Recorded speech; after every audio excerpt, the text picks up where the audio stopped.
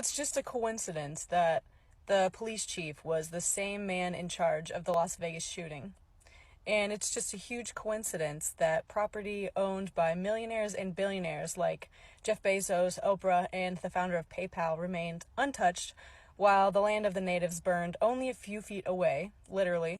And it's just a huge coincidence that the island had the largest system of outdoor sirens in the world, yet they decided not to sound them or alert anybody in any way. And it's just a huge coincidence that they closed all of the schools, sent all of the children home, and turned off the water as soon as the fires started so that people couldn't put them out. And it's just a coincidence that under orders, policemen blockaded the exits, didn't allow anyone to evacuate, and forced them to jump in the water to save their own lives. And it's just a coincidence that the island is set to be the very first to operate on 100% renewable energy, and to do so, they must significantly decrease their CO2 emissions. And it's just a huge coincidence that 1 month prior to the fires, the mayor issued a press release highlighting his commitment to the United Nations 2030 Agenda of Sustainable Development.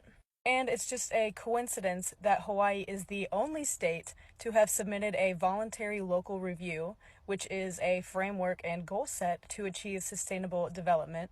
And it's just a huge coincidence that BlackRock and the United States government are two out of the three largest landowners on the island who have been trying to buy up the land from the natives for the past few decades, who refuse to sell, and both of them are part of the renewable energy agenda. And it's just a huge coincidence that the survivors' homes that are still standing are now being evicted.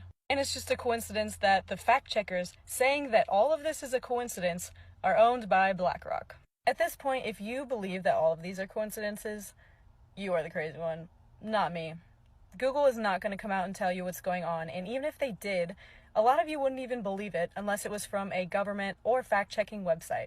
But guess what? They're not going to tattle on themselves, so you need to think for yourself. We should be absolutely enraged about these fires. We really need to stand up and do something, because things like this are just going to keep happening because we allow them.